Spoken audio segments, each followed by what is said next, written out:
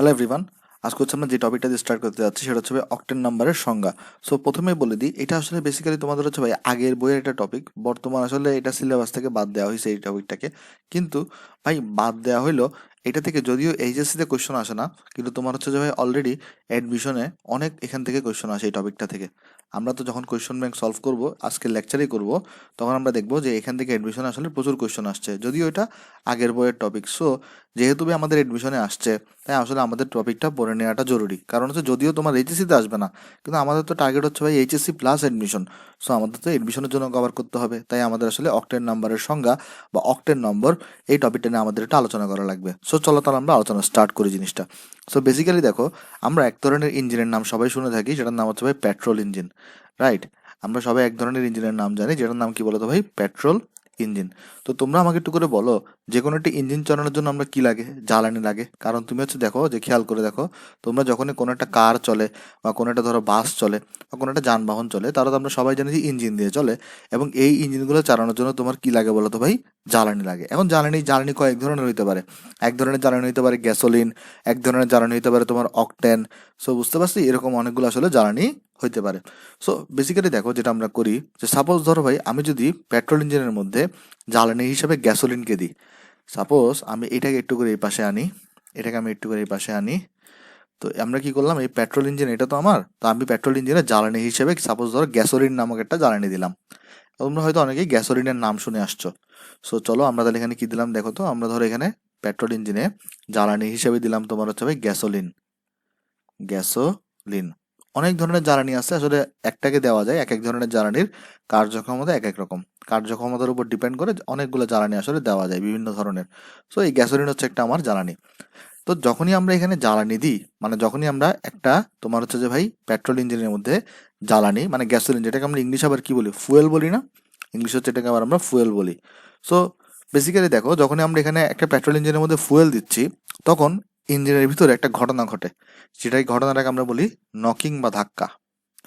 আমরা যখনই একটা ইঞ্জিনের ভিতরে যখন আমরা জ্বালানি দিই, তখন ইঞ্জিনের ভিতরে একটা ঘটনা ঘটে, যাকে আমরা কি বলি বলতো ভাই? নকিং। নকিং বা বাংলায় বলে এটাকে ভাই ধাক্কা। চলো এই জিনিসটা একটু বোঝার চেষ্টা করি, যে আসলে নকিং বা ধাক্কা জিনিসটা কি। আমি তোমাকে আবার বলি ভাই, নকিং বা ধাক্কা এটা তোমরা যখন পরবর্তীতে যখন ইউনিভার্সিটিতে যাবা, তখন হচ্ছে যে বিভিন্ন ধরনের ইঞ্জিনিয়ার কোর্সে, যারা মেকানিক্যাল ইঞ্জিনিয়ারিংয়ে পড়বা, আর বিভিন্ন ধরনের সবগুলো আসলে অনেক অনেক কোর্সেই থাকে। সো এটা নিয়ে তোমরা ডিটেলসে জানতে পারবা ভাই। তো আমি তোমাকে কিন্তু এখানে ডিটেলসে বলবো না, যেহেতু এটা তোমাদের পরের পড়া। আমি জাস্ট তোমাদেরকে একটু সোজা বাংলায় বুঝাবো।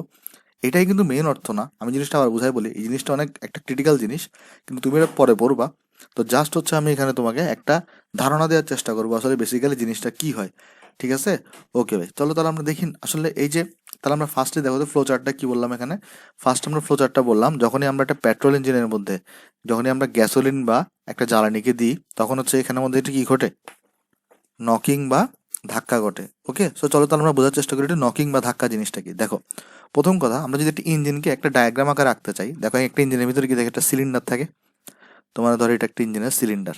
আমরা সবাই জানি, এটা অলরেডি আমরা তাপগতিবিদ্যাতেও দেখে আসছি। তো এখানের মধ্যে তোমার হচ্ছে ভাই দুইটা ছিদ্র থাকে, এখানে একটা ছিদ্র থাকে, তারপর তোমার হচ্ছে ভাই এখানে একটা ছিদ্র থাকে। আমি একটু করে বুঝাই দিই, একটু করে ধৈর্য ধরে জাস্ট বুঝো, তাহলে তোমার দেখে একদম ক্লিয়ার হয়ে যাচ্ছে জিনিসটা। তারপর তোমাদের ইঞ্জিনে একটা কি থাকে? একটা পিস্টন থাকে, যে পিস্টনটা তোমার হচ্ছে আপ ডাউন করতে পারে। এটা হচ্ছে তোমাদের একটা পিস্টন, এটা হচ্ছে ভাই তোমার আপ ডাউন করতে পারে। ওকে, সো দেখো এখানে বেসিক্যালি কি হয় আমি তোমারে বলি। এখানে দেখো ছিদ্র কয়টা বলো তো ভাই? দুইটা। একটাকে আমরা বলি ভাই সাকশন ভাল্ব, আর এটাকে আমরা বলি ভাই এক্সজস্ট ভাল্ব। এই এসভি মানে কি? সাকশন ভাল্ব, আর ইভি মানে কি? Exhaust valve. তো আমি তোমাকে জিনিসটা বুঝাবো এখানে কাহিনী কি হয়। কাহিনীটা হচ্ছে এরকম ভাই, সাকশন ভাল্ব দিয়ে তুমি প্রথমে আগে এখানে জ্বালানিকে প্রবেশ করো। জ্বালানি হিসেবে বেসিক্যালি কি হয় দেখো তো, তোমার এখানে তো ফুয়েল তো দিচ্ছ, সাথে সাথে কিন্তু এয়ারও কিন্তু ঢুকে। তার মানে এখানে কিন্তু জ্বালানি হিসেবে এয়ার প্লাস ফুয়েলের একটা মিক্সচার ঢুকে। তার মানে এই সাকশন ভালভ দিয়ে কি হয় বলতো ভাই? সাকশন ভালভ দিয়ে এয়ার এবং তোমার হচ্ছে ভাই ফুয়েলের একটা মিশ্রণ ঢুকে। তো মিশ্রণ ঢুকার পরে এখানে কি হবে দেখো, মিশ্রণ তো ঢুকছে ভাই। এখন তোমরা কখনো খেয়াল করে দেখছো কিনা যে আমরা যদি ট্রাকের কথা বলি, ট্রাক, তো ট্রাককে যখন ধরো ট্রাকের ড্রাইভার যখন চালু করে চাবি দিয়ে, দেখবা একটা খ্যাঁ খ্যাঁ করে একটা শব্দ শব্দ হয়। আসলে বেসিক্যালি চাবির মাধ্যমে কি হয় দেখো, চাবির মাধ্যমে আগের কালে দেখো জিনিসটা, আগের কালে কিছু ট্যাক্সি থাকতো যেটাকে আমরা বাংলায় বলতাম বেবি ট্যাক্সি। তারপর হচ্ছে ভাই আমাদের ধরো কিছু তোমার হচ্ছে যে লেগুনা থাকে, বা তোমার আগের কালে লেগুনাগুলা বা আগের কালে টেম্পো যেগুলো ছিল, সো এখানে কি করতো, একটা লাঠি থাকতো। একটা লাঠি কি এরকম, ধরো এখানে তোমার হচ্ছে জিনিসটা হচ্ছে এরকম, এটা সাপোজ ধরো তোমার একটা লাঠি থাকতো এরকম, গাড়ির মধ্যে তোমার একটা লাঠি থাকতো ওই স্টিয়ারিং এর পাশে। তো ওই লাঠিটাকে আমরা কি করতাম বলতো, ওই লাঠিটাকে ড্রাইভাররা উপরে তুলতো। দেখো খেয়াল করে দেখো জিনিসটা ছিল এরকম, ওই লাঠিটাকে ঠাস করে উপরে তুলতো এবং দেখা যেত যে তখন আমাদের ওই গাড়িটা চালু হয়ে যেত, তাই না? এটা আমরা কখনো দেখছি কিনা জানি না, ছোট একদম ছোট কালের কথা, এগুলো তো অনেক আগে ছিল, এখন নাই, এখন তো চাবি সিস্টেম হয়ে গেছে। তো তখন আগে চাবি সিস্টেম সাথে, এখন তো তোমার হচ্ছে যে সুইচ সিস্টেম হয়েছে, চাবি সিস্টেম হয়েছে, এখন দেখা যায় কি বাইকের মধ্যে একটা সুইচ টিপলেই সাথে সাথে বাইকটা অন হয়ে যাইতো। কিন্তু আগের কালে তুমি দেখবা বাইকের মধ্যেও কি ছিল, তোমার আগে পা দিয়ে একটা যন্ত্রের মধ্যে ঠাস করে তোমার নামাইতে হইতো। তো সেম ভাবে আগের কালে যে যানবাহনগুলো ছিল ওগুলাতে তোমার হচ্ছে যে এরকম একটা লাঠির মতো থাকতো, যেটা দিয়ে আসলে প্রথমে তুমি ঠাস করে উপরে তুলতা, দেন দেখতো তুমি তোমার যানবাহন চালু হইতো। বেসিক্যালি তুমি এখানে কি করতা বলো তো, এই যে এটাকে তুমি ঠাস করে উপরে তুলতেছো, এটা দ্বারা তুমি ইঞ্জিনের মধ্যে একটা আগে স্পার্ক সৃষ্টি করতা। স্পার্ক, তার মানে স্পার্ক মানে কি একটা তোমার হচ্ছে অগ্নিকুণ্ড ছোট। সো ওইটা আসলে কাজটাকে আমি তোমার বলি এখানের মধ্যে, এখনকার দিনে কিন্তু এই লাঠিগুলো ইউজ করা হয় না। এখনকার দিনে ইঞ্জিনে যেটা ইউজ করা হয়, এখানে একটা এরকম স্পার্ক প্লাগ ইউজ করা হয়। এই যে দেখো এই যে ছোট যন্ত্রটা দেখতেছি, এখনকার ইঞ্জিনে কি ইউজ করা হয় বলতো ভাই, স্পার্ক প্লাগ ইউজ করা হয়। সো বেসিক্যালি জিনিসটা যেটা হয় এখনকার দিনে, আমরা যখন ইঞ্জিনে, আমরা যখন এখন ধরো বাইকের মধ্যে যখন তোমার হচ্ছে সুইচ টিপা হয়, তখন স্পার্ক প্লাগটা অন হয়ে যায় এবং স্পার্ক প্লাগটা তখন সামান্য করে জ্বলে ওঠে। এবং সে কি করে, এই যে এয়ার আর ফুয়েলের যে মিক্সচারটা এখানে ঢুকছে, এই যেখানে এয়ার আর ফুয়েলের যে মিক্সচারটা এখানে ঢুকছে, এদেরকে মধ্যে তোমার হচ্ছে ভাই আগুন ধরাই দেয়, মানে কম্বাসন করে, যেটা ইংলিশে বলে কি বলতো, কম্বাসন করে। ওকে, মানে জিনিসটা জ্বলে ওঠে। আর জিনিসটা যখন জ্বলে ওঠে তখনই তোমার হচ্ছে পিস্টন নিচে নেমে যায়। পিস্টন নিচে নেমে গিয়ে এখানে হচ্ছে যে তোমার তাপ শক্তি উৎপন্ন হয়। আমরা বলছি না অলরেডি, দেখো তো আমরা তো অলরেডি সবাই এই তোমার হচ্ছে তাপগতিবিদ্যা পড়ে আসছি, তো এখানে কি পড়ছো তোমরা, কার্নোট ইঞ্জিন পড়ছো না? কার্নোট ইঞ্জিনে কি হয়েছিল দেখো তো, একটা তাপ উৎস থেকে তোমার তাপ সাপ্লাই করতে হয়েছিল। যেমন আমি তোমাকে যদি ফ্লো চার্টটা দেখাই, কার্নোট ইঞ্জিনে দেখো জিনিসটা যেটা হইতো সেটা হচ্ছে যে এখানে তোমার একটা তাপ উৎস থাকতো, তারপর তুমি এই তাপ উৎস থেকে তুমি কি করতা, তাপ সাপ্লাই করতা। তাহলে এটা তোমার হচ্ছে তাপ উৎস ছিল একটা, ওইটা থেকে তোমার হচ্ছে কার্নোট ইঞ্জিনের মধ্যে তুমি হচ্ছে হিট সাপ্লাই করতা, হিট সাপ্লাই করতে কিউএস পরিমাণ। তারপর তোমার এটা ছিল ইঞ্জিন বা হিট ইঞ্জিন, যেটাকে আমরা বলতাম ইঞ্জিন। সো এই ইঞ্জিনটা কি করতো, এই তাপটাকে রিসিভ করে ওই তাপের কিছু অংশকে সে কাজে কনভার্ট করতো এবং বাকি অংশটাকে সে তাপ গ্রাহকে পাঠিয়ে দিত, বাকি তাপটাকে। তাহলে কি করতো দেখো, আমি আশা করতেছি তোমরা অলরেডি তাপগতিবিদ্যা সবাই পড়ে আসছো। তো ইঞ্জিন থেকে বাকি তোমার হচ্ছে যে ভাই ওই যে কিছু পরিমাণ, ইঞ্জিনটা কিছু পরিমাণ কাজ করতো, ডাব্লিউ পরিমাণ কাজ করতো, এবং বাকি অংশটাকে কি করতো, সে বাকি অংশটা হচ্ছে ভাই তাপ গ্রাহকে পাঠিয়ে দিত। তাহলে এখানে এটা যেটা ছিল, এটা হইতেছে, এটাকে আমরা বলতাম তাপ গ্রাহক। ওকে, সো এটাকে আমরা বলতাম হচ্ছে তোমার ভাই তাপ গ্রাহক। তাপ গ্রাহকে এখানে পাঠিয়ে দিত বাকি তাপটাকে। ওকে, তাহলে দেখো এখানে কি হচ্ছে, এখানে তোমার হচ্ছে তাপ গ্রাহকে কিউ আর পরিমাণ তাপকে সে হচ্ছে পাঠিয়ে দিত। তো এখানে দেখো, এখানে এই যে তাপ উৎসে যে তাপটা পাচ্ছে, এটা আসলে কোত্থেকে পায় দেখো, এটা আসলে কোত্থেকে পায়, এই যে তাপ উৎসে যে তোমার কিউএস পরিমাণ তাপ পাচ্ছে, এটা আসলে কোত্থেকে আসতেছে, তাপ তো আর হাওয়া থেকে ভেসে আসবে না। বেসিক্যালি তুমি যখন এখানে এয়ার আর ফুয়েল মিক্সচারটা এই এসভি মানে সাকশন ভালভ দিয়ে যখন ঢুকাও বা প্রবেশ করাও, এবং তুমি যখন স্পার্ক প্লাগ এখানে অন করে দাও, স্পার্ক প্লাগ অন হওয়া মানে সামান্য আগুন জ্বলে ওঠা, এবং সেটা তখন এয়ার এবং ফুয়েলকে জ্বলাই ফেলে। তো এটা যখন জ্বলে উঠে তখন এখানে সেখানে কি হয় বলতো ভাই, তখন সেখানে হচ্ছে যে ভাই তোমার এখানে হচ্ছে যে ভাই এই গরম হয়ে যায়। মানে কারণ এখানে দেখো এয়ার এবং ফুয়েল ঢুকছে, যখন তুমি স্পার্ক প্লাগ অন করছো তখন ভিতরে জিনিসটা প্রচন্ড গরম হয়ে যায়, ফুয়েল গরম হয়ে যায়, ওইটা পিস্টনকে নিচের দিকে নামাই দেয়। এই যে সবুজ অংশটা, এটার নাম কি বলতো ভাই, এটার নাম হচ্ছে তোমাদের ভাই পিস্টন, এবং এটা হইতেছে তোমার ভাই সিলিন্ডার। তাই না? জিনিসটা আমরা আশা করি এতটুকু ভাবে বুঝতে পারছি। এখানে তো নকিং বা ধাক্কা বলতে আসলে কি বোঝায় দেখো, এখানের মধ্যে যেই পরিমাণ এয়ার এবং ফুয়েলকে ঢুকাইছো তুমি এখানে, তো সেই পরিমাণ এয়ার আর ফুয়েল আসলে স্পার্ক প্লাগটা টোটাল এয়ার এবং ফুয়েলকে জ্বালাতে পারে না। মানে জিনিসটা হচ্ছে কিছু পরিমাণ ফুয়েল এবং এয়ারের মিক্সচারকে সে হচ্ছে কম্বাসন করতে পারে না। জ্বালানো মানে কম্বাসন করা আসলে বেসিক্যালি। আমি কিন্তু ভাই সহজ বাংলায় বলতেছি, কেউ এটার আবার ফিক্স ধরে নিও না ভাই। তুমি ইঞ্জিনিয়ারিং এ উঠবা যখন, তখন তুমি এটি ডিটেলসে পড়বা। আমি জাস্ট তোমাদেরকে বোঝানোর জন্য অনেক টার্মকে আমি সহজ করে বলতেছি। ওকে, সো জিনিসটা যেটা হবে দেখো, এখানে যে তুমি এয়ার এবং ফুয়েলের মিক্সচার দিছো এবং তুমি যখন স্পার্ক প্লাগ অন করছো, টোটাল এয়ারের এবং এই ফুয়েলের মিক্সচারটা জ্বলে উঠবে না। কিছু পরিমাণ তোমার হচ্ছে যে ভাই মানে তোমার হচ্ছে এগুলাকে জ্বালাতে পারে না। তাহলে কিছু পরিমাণ কি থাকবে তোমার এখানে অবশেষ থাকবে। তাহলে কিছু পরিমাণ এই যে আমি যেগুলোকে একটু করে নীল দাগ দিয়ে দেখাচ্ছি, এগুলো ধরো তোমার হচ্ছে যে ভাই এখানে অবশেষ আছে, মানে স্পার্ক প্লাগটা টোটাল ফুয়েল এবং এয়ারের মিক্সচারের টোটালটাকে সে হচ্ছে পুরাইতে পারে নাই বা জ্বালাইতে পারে নাই, কিছু পরিমাণ হচ্ছে যেখানে অবশিষ্ট থেকে গেছে। ওকে, তো তখন যেটা হবে, এই অবশিষ্টগুলা এই ইঞ্জিনের মধ্যে বা সিলিন্ডারের মধ্যে একটা ধাক্কা সৃষ্টি করবে, যেটা তুমি নকিং বা ধাক্কা বলো। তাহলে জিনিসটা আমি আবার বোঝাই বলি, এখানে কাহিনী কি হলো, এই যে তুমি ভাই এয়ার এবং ফুয়েলের মিক্সচার এখানে সাকশন ভালভ দিয়ে ঢুকাইছো, ধরো তুমি হচ্ছে যে ভাই এখানে 1 কেজি পরিমাণকে ঢুকাইছো এয়ার এবং ফুয়েলের মিক্সচার। তো ধরো ভাই তোমার যে স্পার্ক প্লাগটা আছে সেটা হচ্ছে ভাই ধরো 800 গ্রামকে জ্বালাই ফেলছে, মানে 800 গ্রামকে সে জ্বালাতে অ্যাবিলিটি রাখতেছে। তো বাকি আছে কতটুকু ভাই, বাকি 200 গ্রাম এয়ার এবং ফুয়েল তোমার বাকি রয়ে গেছে না? ওই 200 গ্রাম এয়ার এবং ফুয়েল তখন কি করবে, ইঞ্জিনের বিভিন্ন জায়গায় সে হচ্ছে ধাক্কা দিবে, যেটা আমরা ইংলিশে কি বলি ভাই, নকিং বলি। ওকে, সো তাহলে দেখো এখানে বেসিক্যালি যেটা হচ্ছে, তুমি যখন এখানে পেট্রোল ইঞ্জিনে গ্যাসোলিন দিচ্ছ মানে এয়ার এবং ফুয়েল দিচ্ছ, তখন এখানে কি হচ্ছে ভাই, এখানে কিছু পরিমাণ অবশেষ থেকে যাচ্ছে, যেগুলোকে স্পার্ক প্লাগ তোমার কি করতে পারতেছে না, জ্বালাতে পারতেছে না। তো তারা কি করতেছে ভাই, নকিং বা ধাক্কা সৃষ্টি করতেছে। বুঝতে পারতেছি জিনিসটা?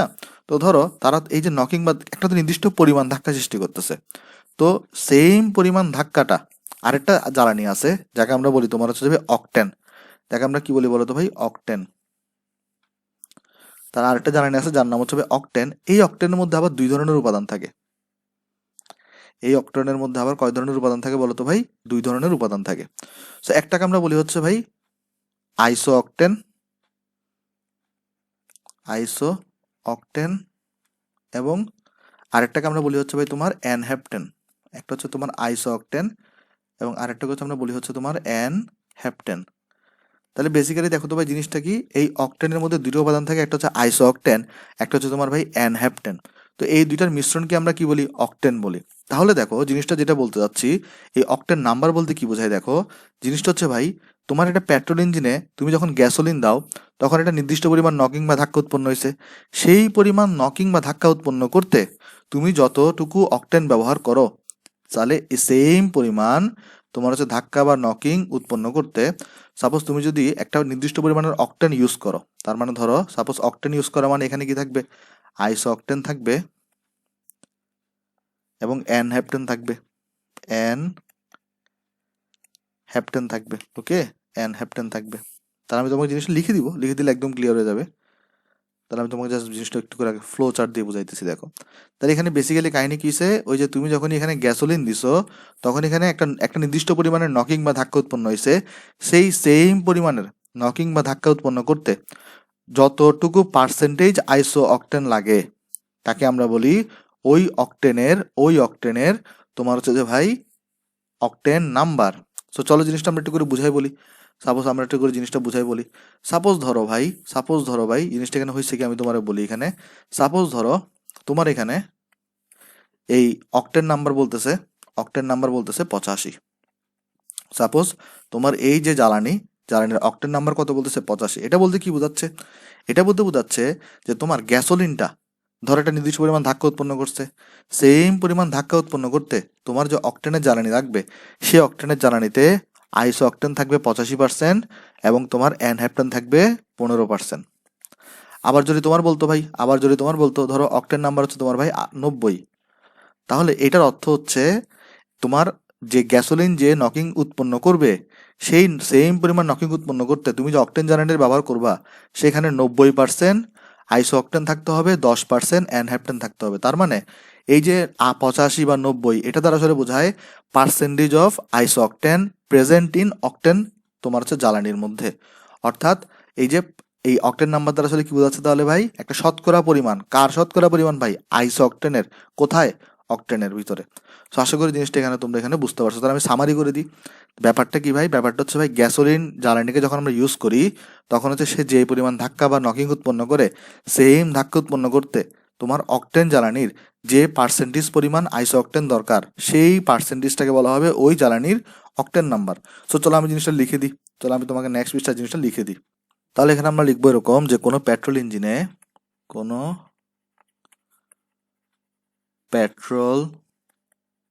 ইঞ্জিনে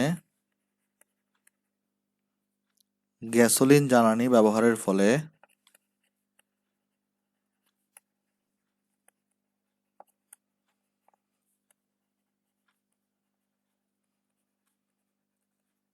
ব্যবহারের ফলে যে নকিং বা ধাক্কা উৎপন্ন হয়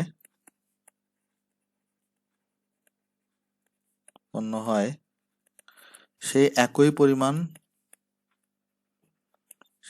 পরিমাণ ধাক্কা উৎপন্ন করতে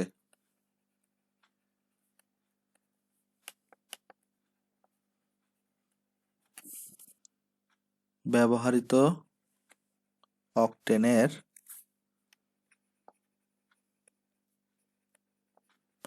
শতকরা আইসোঅক্টেনের পরিমাণকেই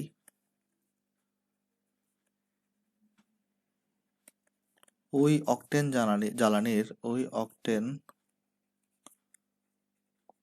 জ্বালানির অকটেন নাম্বার বলে।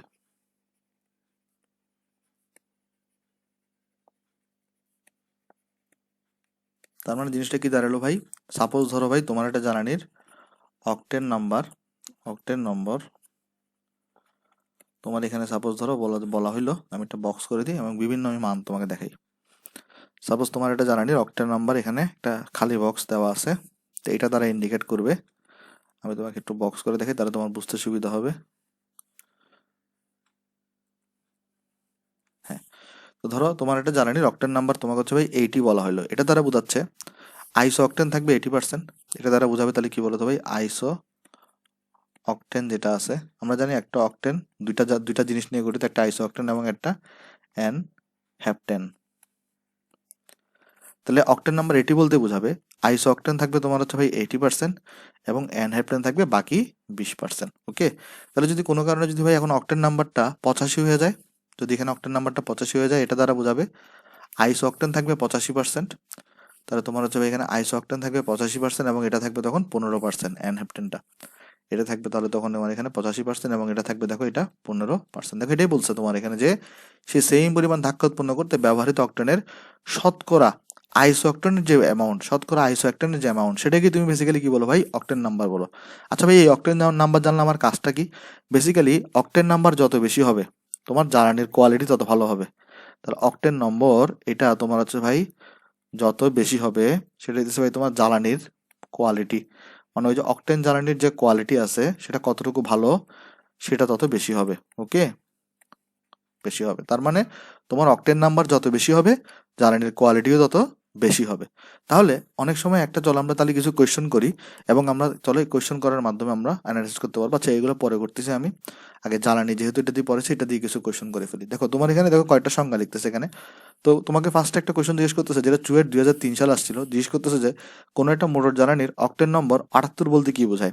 তাহলে তুমি কি বুঝে নিবে এখানে, তাহলে কোনো একটা মোটর জ্বালানির অকটেন নম্বর 78 বলতে আসলে বোঝাবে আইসো অকটেন থাকবে তোমার 78% এবং তোমার এনহেপ্টেন থাকবে কতটুকু বলো তো, তোমার থাকবে হচ্ছে ভাই 22%। তাহলে তুমি এটাকে কিভাবে লিখবা, দেখো তুমি এটাকে লিখবে এভাবে যে জ্বালানির অকটেন নম্বর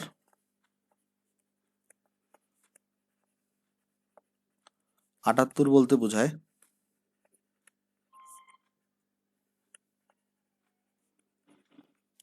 আইসো অকটেনের পরিমাণ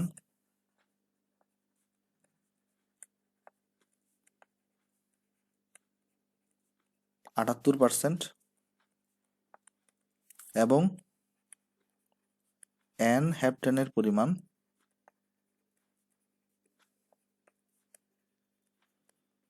তোমার হচ্ছে ভাই 22%। ওকে, তাহলে এখানে দেখো জিনিসটা কি দাঁড়ালো, জিনিসটা হচ্ছে ভাই জ্বালানির অকটেন নাম্বার 78 বলতে কি বোঝাবে আইসো অকটেনের পরিমাণ 78% এবং এনহেপ্টেনের পরিমাণ 22%। তাহলে ফার্স্টে এখানে বলতেছে, আবার দেখো সেকেন্ড আরেকটা কোশ্চেন যেটা রুয়েট আসছিল 2004 সালে, তোমাকে বলতেছে অকটেন নাম্বারের সংখ্যা দাও। তো তোমরা কোনটা লিখে দিবা, এই যে আমরা প্রিভিয়াস পৃষ্ঠায় যেটা লিখে আসছি এইটা, এই সংখ্যাটা তোমরা হচ্ছে এখানে লিখে দিবা। ওকে, তো এরপর দেখো, তো আমি আর সংজ্ঞা লিখতেছি না ওই জায়গাতে, যেহেতু অলরেডি সংজ্ঞাটা আমরা একবার লিখছি এখানে। তুমি জাস্ট হুবহু কপি পেস্ট করে সংজ্ঞাটা প্রথমে লিখবা, আর আমি জাস্ট এখানে একটু করে লিখে দিই যে জ্বালানির নাম্বার অক্টেন নাম্বার 80 বলতে কি বোঝাবে ভাই, তাহলে নিশ্চয়ই বুঝতে পারতেছো। এটা হচ্ছে ভাই আইসো অক্টেন থাকবে কতটুকু ভাই, আইসো অক্টেন থাকবে তোমার হচ্ছে ভাই 80% এবং তোমার হচ্ছে ভাই এনহেপ্টেন যেটা আছে এটা থাকবে তোমার হচ্ছে ভাই 20%। ভাই এখান থেকে প্রচুর কোয়েশ্চেন আসে ভাই, তুমি ইউনিভার্সিটি বলো সব জায়গাতে, সো এটা একটু শিখার একটা দক্ষতা নেই। ওকে, তাহলে চলো দেখো একটা বুয়েটে একটা কোয়েশ্চেন আসছিল 2010 সালে, একদম এটা লিখলে 10-এ 10। দেখো তোমার বলছি কি অক্টেন নাম্বার 90 কি, ভাই ইজি জিনিস, আইসো অক্টেন থাকবে 90%, আইসো অক্টেন এ থাকবে হইতেছে ভাই 90%, এবং হচ্ছে তোমার ভাই এনহ্যাপটেন যেটা, এটা থাকবে তোমার হচ্ছে ভাই বাকি 10%। ওকে, তো আশা করি তোমরা জিনিসটা এখানে সবাই বুঝতে পারছো। ওকে চলো ভাই, তাহলে আমরা নেক্সটে যাই। তো আমাদের অক্টেন নাম্বার শেষ, আমরা হচ্ছে চলো এরপরে একটা তোমার হচ্ছে যে কোয়েশ্চেন অ্যানালাইসিস করি। সো ফার্স্টে আমার এখানে দেখো, আমার এখানে ফার্স্টে একটা বুয়েটে 2002 সালে আসছিল এই কোয়েশ্চেনটা, এটা আলোচনা করা হচ্ছে। সো চলো তাহলে আমরা এটার আনসার দেওয়ার চেষ্টা করি। প্রথমে আমাকে বলতেছে নিচের কোন যৌগে তোমার হচ্ছে অপ্রতিসম কার্বন আছে। দেখো তো ভাই অপ্রতিসম কার্বন জিনিসটা কি, যেটা আমরা বলি কাইরাল কার্বন। তার মানে আমরা যেটা জানি অপ্রতিসম কার্বন, অপ্রতিসম কার্বন যেটা আমরা বলি হচ্ছে তোমার ভাই কাইরাল কার্বন।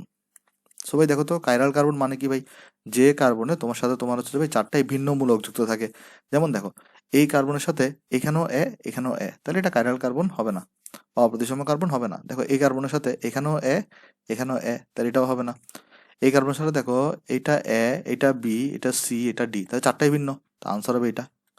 এখানে দেখো এটা হবে না কেন, এখানেও আছে এখানেও আছে, তার মানে আনসার হবে কত, সি এখানে। তারপর তোমাকে জিজ্ঞেস করছে নিচের কোনটি সর্বাধিক স্থিতিশীল কার্বোক্যাটায়ন। দেখো আমরা যখন কার্বোক্যাটায়ন নিয়ে প্রকারভেদ পড়ছি, তোমরা অলরেডি দেখে আসতে পারো, সেখানে আমি ব্যাখ্যা করছিলাম যে কোনটা সবচেয়ে স্থিতিশীল কার্বোক্যাটায়ন ছিল।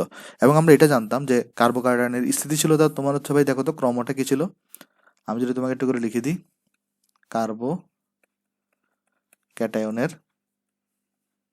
স্থিতিশীলতার ক্রম, স্থিতিশীলতার ক্রম এটা ছিল তোমার হচ্ছে ভাই এরকম, 3 ডিগ্রি কার্বোক্যাটায়ন সবচেয়ে বেশি থাকতো স্থিতিশীল, সবচেয়ে বেশি স্থিতিশীল থাকে কে বলতো ভাই, 3 ডিগ্রি কার্বোক্যাটায়ন। ওকে, সরি প্লাসটা কার্বনের উপর হবে। তারপর তোমার এর থেকে কম থাকতো তোমার হচ্ছে 2 ডিগ্রি, এর থেকে কম থাকতো তোমার হচ্ছে 2 ডিগ্রি আরসি প্লাস, এর থেকে কম থাকতো 1 ডিগ্রি আরসি প্লাস, এবং সবচেয়ে কম থাকতো এই CH3+ মিথাইল কার্বোক্যাটায়ন। সো এবং আমরা এটা যখন পড়ছিলাম তখন কিন্তু আমরা ব্যাখ্যাও করছিলাম যে আসলে কেন হয়েছে এটা। সো কেউ যদি এটা ভুলে গিয়ে থাকো ভাই আমার লেকচারটা আবার দেখে আসতে পারো, এবং তাহলে আনসার হবে কত তোমার এখানে 4 নাম্বার। আমি আর ব্যাখ্যা দিচ্ছি না এখানে, যেহেতু অলরেডি আমরা এটা আগে দেখে আসছি। ওকে, সো এরপর তোমার জিজ্ঞেস করছে ভাই নিচের কোন যৌগে sp3 সংকরায়িত কার্বন পরমাণু নেই। তাহলে দেখো এই জিনিসও কিন্তু অলরেডি আমরা শিখে আসছিলাম, আমি তোমাদেরকে একটা লেকচারে নিয়েছিলাম পুরা যে এই তোমার জৈব যৌগের সংকরায়ন নিয়ে। দেখো তো আমরা সংকরায়ন কিভাবে হিসাব করি, সংকরায়ন মানে তোমার হচ্ছে ভাই সিগমা বন্ধন সংখ্যা। আমি তোমাকে অলরেডি শিখেছিলাম যে সংকরায়ন এটা মানে তোমার হচ্ছে ভাই সিগমা বন্ধন সংখ্যা। তো সিগমা বন্ধন যত থাকবে সংকরায়নের সংখ্যা তত হবে, সিগমা বন্ধন সংখ্যা, সংকরায়িত অরবিটালের সংখ্যা তত হবে। দেখো তাহলে খেয়াল করে দেখো, জিজ্ঞেস করছে নিচের কোন যৌগে sp3 সংকরায়িত কার্বন পরমাণু নেই। ফার্স্টে দেখো ভাই 1 নাম্বার তো হবেই না, কেন 1 নাম্বারে দেখো তো কি এক্সাম্পল আছে, CH3CH2। ভাই দেখো বেসিক্যালি প্রথমে এখানে বলেই দিছে এই কার্বন, প্রথম যে কার্বনটা সেটাই তো sp3 সংকরায়িত আছে। কিভাবে, কার্বন দাও, হাইড্রোজেন কয়টা, 3টা না, হাইড্রোজেন এখানে একটা এখানে একটা এখানে একটা, পরে দেখো আরেকটা CH2 সাথে। সো ভাই দেখো তো এখানে তো এই কার্বনের তাহলে হাত কয়টা, 4টা, সিগমা বন্ধন 4টা, তো 4টা সিগমা বন্ধন নিলে এটাকে আমরা কি বলি, sp3 বলি, কারণ s একটা p 3টা মানে মোট 4টা। সো এটা তাহলে হবে না, এখানে sp3 সংকরায়ন আছে। দেখো তাহলে এখানে দেখো তো আনসার কত হবে তোমার, এখানে আনসার হওয়া উচিত হচ্ছে ভাই তোমার আমার মনে হয় 2। দেখো তোমরা চেক করে দেখো আনসার কত হবে 2, কারণ দেখো এখানেও CH3 আছে, এখানেও CH3 আছে, তাহলে এই 3টা তো হবেই না, তাহলে CH3 নাই শুধুমাত্র এটাতে। এখানে কিন্তু তোমার sp3 সংকরায়িত কোনো পরমাণু নাই, কার্বন পরমাণু নাই, সবে হচ্ছে sp2 সংকরায়িত কার্বন পরমাণু। চেক করে দেখো, কারণ দেখো ফার্স্টে যদি তুমি CH2 দেখো এখানে কার্বনের সাথে হাইড্রোজেন আছে 2টা, আর এখানে ডাবল বন্ডের মধ্যে আমরা জানি একটা সিগমা বন্ধন থাকে, একটা তোমার হচ্ছে ভাই পাই বন্ধন থাকে, তো পাই বন্ধন তো কাউন্ট আসবে না। তো এখানে সিগমা বন্ধন একটা, কার্বনের সাথে 2টা হাইড্রোজেন, তাহলে সিগমা বন্ধন 2টা, 1 আর 2 যোগ করলে 3, 3 হলে sp2।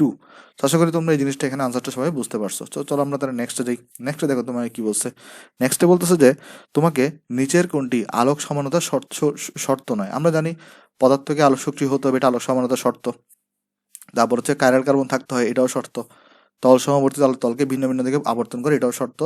তাহলে সিস ও ট্রান্স একই রকমের সমানু সৃষ্টি করে, এই ধরনের কোনো শর্ত কিন্তু আমরা আলোক সমানতায় পড়ি নাই। সো এটা হচ্ছে ভাই আলোক সমানতার শর্ত নয়। তাহলে আনসার কত হবে এখানে, আনসার হবে তোমার এখানে ভাই বি। আশা করি তোমরা জিনিসটা বুঝতে পারছো ভাই। তো এটাও যদি কেউ ভুলে থাকো, আমরা কিন্তু আলোক সমানতা নিয়ে অনেক ডিটেলসে ভিডিও করছি, ওখানে কিন্তু আমি শর্তগুলা সবই আলোচনা করছি, তোমাদের এখানে দেখে আসতে পারো এটা। ওকে, সো এরপরে চলো আমরা যাই। এরপরে দেখো একটা কোয়েশ্চেন করছে তোমাকে, সেটা হচ্ছে যে ভাই C2H2Cl2 এটা দ্বারা গঠিত তোমার হচ্ছে যে ভাই সমাণুগুলার নাম লিখতে বলছে, এবং তোমাদের হচ্ছে সমাণুগুলা কি লিখতে বলছে বলো তো, গাঠনিক সংকেত লিখতে বলছে। তাহলে দেখো C2H2 তাহলে এবং Cl2, তাহলে সেটা সংকেত কি হবে দেখো, এখানে বেসিক্যালি যেটা হবে, এখানে তুমি সি দাও একটা, তারপরে ধরো এখানে ক্লোরিন আছে, তাহলে ক্লোরিন একটা এখানে দাও, একটা এখানে দাও।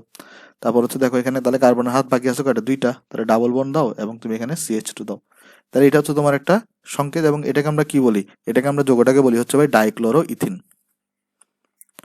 এই যৌগের নাম ডাইক্লোরো ইথিন। যেহেতু দুইটা ক্লোরিন আছে তাই এটাকে বলা হয় ডাইক্লোরো, আর যেহেতু এটা ডাবল বন্ড আছে তাই এটাকে এই জন্য বলা হচ্ছে ইথিন। তো এটা একটা সমানো গেল। তাহলে বেসিক্যালি আমরা কি করলাম, প্রথমে দুইটা ক্লোরিনকে একই কার্বনে দিলাম। এখন আমরা যেটা করব, ক্লোরিন দুইটাকে ভিন্ন ভিন্ন কার্বনে দিব। তার মানে এখানে দুইটা কার্বন, এখানে একটা ক্লোরিনকে দিব, এখানে একটা ক্লোরিনকে দিব। তাহলে হাইড্রোজেন কয়টা, দুইটা না? তো হাইড্রোজেন যদি দুইটা হয়ে থাকে তোমার, এখানে একটা হাইড্রোজেন দাও, এখানে একটা হাইড্রোজেন দাও, তাহলে দুইটার মধ্যে ডাবল বন্ড দিয়ে দাও। সো এটা তোমার হচ্ছে যৌগটা গঠন হয়ে যাচ্ছে। ওকে, সো এটা হচ্ছে তোমার এখানে যৌগ গঠন হয়ে গেছে। হ্যাঁ, সোজা করে দিই, এটা হচ্ছে তোমার ডাবল বন্ড দিছে এবং এটা যৌগটা গঠন হয়ে গেছে। তাহলে এটা যৌগের নাম কি হবে, নাম্বারিং করো, এটাকে 1 দাও, এটাকে 2 দাও, তাহলে তোমার হচ্ছে 1,2 ডাইক্লোরো ইথিন, যেহেতু ডাবল বন্ড আছে তাহলে এটার নাম কি হবে 1,2 ডাইক্লোরো ইথিন। তুমি চাইলে ওইটাকেও নাম্বারিং করে করতে পারতা, এটাকেও তুমি কি করতে পারতা, নাম্বারিং করে করতে পারতা। কিভাবে দেখো, এখানে যেহেতু ডাবল বন্ড আছে তাহলে এটা 1 হইতো, এটা 2 হইতো, তাহলে এখানে কি হইতে হবে বলতো, 2,2 ডাইক্লোরো ইথিন। ওকে, তো নাম্বারিং এটা আসলে নাম্বারিং দিয়েও করতে পারো, নাম্বারিং ছাড়াও করতে পারো, কোনো সমস্যা নেই, এত ইম্পর্টেন্ট কিছু না। তবে নাম্বারিং দিয়ে করলে আসলে বেসিক্যালি ভালো। সো তাহলে আমরা এই যৌগের নাম পাইলাম 1,2,2 ডাইক্লোরো ইথিন, আর এটা হচ্ছে 1,2 ডাইক্লোরো ইথিন। আশা করি তোমরা এখানে বুঝতে পারছো। দেখো এদেরকে কিন্তু অন্যভাবেও লেখা যায়, যেমন দেখো তো এই যে যৌগটা আছে, এই যে 1,2 ডাইক্লোরো ইথিন যেটা আছে, এটার কিন্তু আবার দুইটা সমান আমরা পাবো, একটা সিস একটা ট্রান্স। তাহলে দেখো তো কি হবে, এখানে এখানে দুইটা কার্বন, তোমার যদি সিএল গুলো এখানে থাকে দুইটা পাশাপাশি, হাইড্রোজেন গুলো যদি এদিকে থাকে, তাহলে এটারে তুমি বলা হচ্ছে ভাই সিস সমাণু। এবং তোমার যদি ভাই কার্বন কার্বন ডাবল বন্ড, এবং যদি ভাই সিএল গুলো যদি অপোজিট, হাইড্রোজেন যদি অপোজিট থাকে, তাহলে সেটারে তুমি বলা হচ্ছে ভাই ট্রান্স সমাণু। সেটা কি সমাণু বলো তো, এটা হচ্ছে তোমার ভাই ট্রান্স সমাণু। সো এইভাবে তোমরা হচ্ছে ভাই সমাণুগুলা চেক করতে পারো। নেক্সট দেখি, এটা করছি আমরা, এটাও করছি। আচ্ছা, সো এটা দেখো, এটা দিয়ে কি হবে জিনিসটা, এখানে তোমাকে বলতেছে হচ্ছে ভাই নিম্নলিখিত গুলো হতে ইলেকট্রন আকর্ষী এবং কেন্দ্রাকর্ষী বিকারক পৃথক করো। তার মানে ইলেকট্রন আকর্ষী মানে কি ভাই, ইলেকট্রন আকর্ষী মানে আমরা সবাই জানি ইলেকট্রোফাইল, এবং নিউক্লিয় আকর্ষী মানে কি তোমার হচ্ছে ভাই নিউক্লিওফাইল। আমরা তাহলে দেখো সংক্ষেপে যেটা করব সেটা হচ্ছে যে ইলেকট্রন আকর্ষী, ইলেকট্রন আকর্ষী, বার দেখো এটার ইংলিশ নাম হচ্ছে আমরা সবাই জানি ইলেকট্রোফাইল, এটাকে হচ্ছে আমরা সংক্ষেপে ইপি দিয়ে প্রকাশ করব। এবং নিউক্লিয় আকর্ষী বা কেন্দ্রাকর্ষী, তার হচ্ছে ভাই কেন্দ্রাকর্ষী যেটা আছে, কেন্দ্রাকর্ষী, এটাকে হচ্ছে আমরা নিউক্লিওফাইল বলি, এবং হচ্ছে আমরা সংক্ষেপে এটাকে এনপি দিয়ে প্রকাশ করব।